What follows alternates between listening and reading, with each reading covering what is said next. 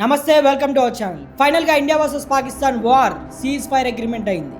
Cease fire సంగతి సరే, operation Sindoor వాళ్ళకి ఏం తేల్చి చెప్పింది. యుఎస్ ప్రెసిడెంట్ ట్రంప్ చెప్పాడు కాబట్టి అది ఫైనల్ డెసిషన్. మన ఇండియా కూడా అఫీషియల్గా అనౌన్స్ చేశారు కాబట్టి ఇది నిజమే. ఆపరేషన్ సింధూర్ అయిపోయింది. ఇండియా అండ్ పాకిస్తాన్ ఫైరింగ్స్ అన్నీ కూడా షట్ డౌన్ చేశారు. ఎక్స్పెక్ట్ చేస్తుందే జరిగింది.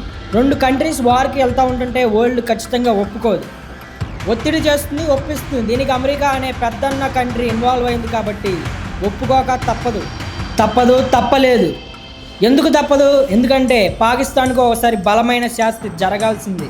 కానీ అమెరికా లాంటి దేశం చెప్పాక కష్టమైన ఒప్పుకోవాల్సింది. లేకపోతే European union, America friendly countries మనల్ని ఒంటరి చేస్తాయి. అది మనకే నష్టం. పాకిస్తాన్ కూడా వెనక తప్పదు.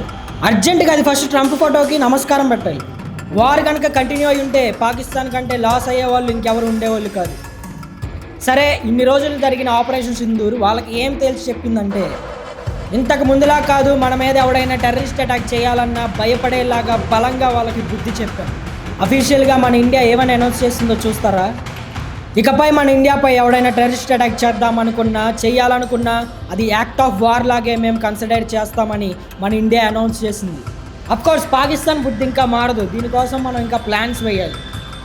మన ఫ్రెండ్లీ కంట్రీస్ ఎవరనేది కూడా మనకు క్లారిటీ వచ్చింది. స్పెషల్గా టర్కీ అండ్ అజర్బైజాన్ మన ఎనిమీస్ లిస్ట్లో చేరిపోయినట్టే. తొక్కలో అజర్బైజాన్ ఏముందిలే, కానీ టర్కీని సీరియస్గా తీసుకోవాలి మనం. పాకిస్తాన్ కూడా అర్థమైంది ఏ ఇస్లామిక్ కంట్రీ, ఏ కంట్రీ కూడా దానికి సపోర్ట్గా రాడని. ఆ రెండు కంట్రీస్ తప్ప. మనమే అనుకుంటే బలోచిస్తాన్ టీటీటీ గ్రూప్స్ అటాక్స్ కూడా గట్టిగానే తగిలాయి. ఇలాంటి క్రూషల్ సిచ్యువేషన్స్లో కూడా పాకిస్తాన్కి చైనా సపోర్ట్గా ఉండదని తెలిసింది వాళ్ళకి. అలాగే చైనా ఇచ్చిన డ్రోన్స్, మిజైల్స్ అన్నీ కూడా ఉత్త తుప్పాస్ అని వాళ్ళకి తెలిసింది. అలాగే వరల్డ్ మొత్తానికి మన ఇండియా ఎంత స్ట్రాంగ్ అనేది ఒక్కసారే చూపించాం, తేల్చేసాం. మన దగ్గరున్న S-400 కాదు, రఫేల్ లాంటి జెట్స్ కూడా మన దగ్గర ఉండటం ఎంత మంచిదో, ఎంత ఇంపార్టెంటో ఇప్పుడు అర్థమవుతుంది. పాకిస్తాన్ యూజ్ చేసిన డొల్ల డ్రోన్లు, పిచ్ మిసైల్స్ ఒక్కటి కూడా మన ఇండియాలోకి ఎంటర్ అవ్వలేదని వరల్డ్ మొత్తానికి చూపించాం. అలాగే ఇంటర్నేషనల్ జియో పాలిటిక్స్ మీద కూడా మన ఇండియాకి ఒక మంచి క్లారిటీ వచ్చింది. ఒక వార్ తర్వాత సేమ్ టెంపోని మనం కంటిన్యూ చేయాలి. ఈ సోషల్ మీడియాలో ఫేక్ అకౌంట్స్, ఫేక్ పోస్టులు ఇవన్నీ కూడా మన ఇండియాకి ఒక ఎనిమీస్ లాంటివే. రిలీజియన్ మీద పాకిస్తాన్ని సపోర్ట్ చేయలేదు, ఆపోజిట్గా మనకి నుంచలేదు మన ఇండియన్ ముస్లిమ్స్. ఎలాంటి వార్ సిచ్యువేషన్స్లో అయినా మన ఇండియా ఎంత షార్ట్గా, ఎంత అక్యురేట్గా ఉంటుందనేది తేల్చి చూపించాం మనం. ఈ వార్లో జమ్మూలో నియర్లీ 15 మెంబర్స్ తమ ప్రాణాలు కోల్పోయారు. అందులో చిల్డ్రన్ అండ్ ఉమెన్ ఉన్నారు. వాళ్ళకి ఆత్మశాంతి కలగాలని కోరుకుంటున్నాం.